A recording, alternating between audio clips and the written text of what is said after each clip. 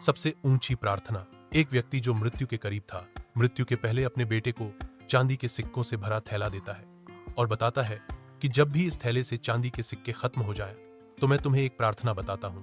उसे दोहराने से चांदी के सिक्के फिर से भरने लग जाएंगे। उसने फिर अपने बेटे के कान में 4 शब्दों की प्रार्थना कही और वह मर गया। अब बेटा चांदी के सिक्कों से भरा थैला पाकर आनंदित हो उठा और उसे खर्च करने में लग गया। वह थैला इतना बड़ा था कि उसे खर्च करने में कई साल बीत गए। इस बीच वह प्रार्थना भूल गया।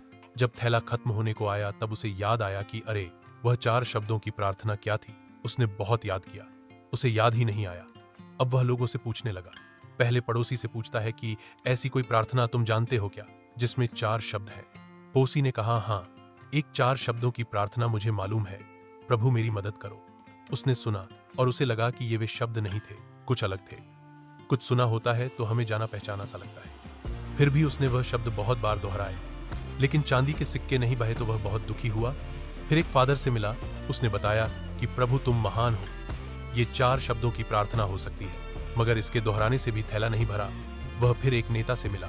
उसने कहा, प्रभु को वोट दो। यह प्रार्थना भी कारगर साबित नहीं हुई। तब वह बहुत उदास हुआ। उसने सभी से मिलकर देखा मगर उसे वह प्रार्थना नहीं मिली जो पिताजी ने बताई थी। वह उदास होकर घर में बैठा हुआ था कि तभी एक भिखारी उसके दरवाजे पर आया। उसने कहा, सुबह से कुछ नहीं खाया, खाने के लिए कुछ हो तो दो। उस लड़के ने बचा हुआ खाना उस भिखारी को दे दिया।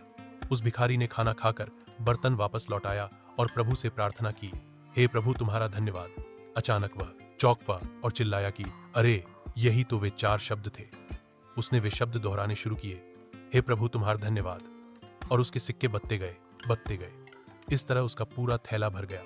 इससे उसने समझा कि जब उसने किसी की मदद की तब उसे वह मंत्र फिर से मिल गया, हे प्रभु तुम्हारा धन्यवाद। यही उच्च प्रार्थना है, क्योंकि जिस चीज के प्रति हम धन्यवाद देते हैं वह चीज बदती है। अगर पैसे के लिए धन्यवाद देते हैं तो पैसा बदता है, प्रेम के लिए धन्यवाद देते हैं तो प्रेम बदता है।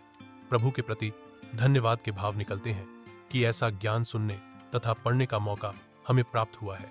बिना किसी प्रयास से यह ज्ञान हमारे जीवन में उतर रहा है, वरना ऐसे अनेक लोग हैं जो झूठी मान्यताओं में जीते हैं और उन्हीं मान्यताओं में मरते हैं। मरते वक्त भी उन्हें सत्य का पता नहीं चलता, उसी अंधेरे में जीते हैं। उपरोक्त कहानी से हमें यह समझना चाहिए कि हे प्रभु तुम्हारा धन्यवाद, ये 4 शब्द नहीं, प्रार्थना की शक्ति है। अगर यह 4 शब्द दोहराना किसी के लिए कठिन है तो इसे 3 शब्दों में कह सकते हैं, प्रभु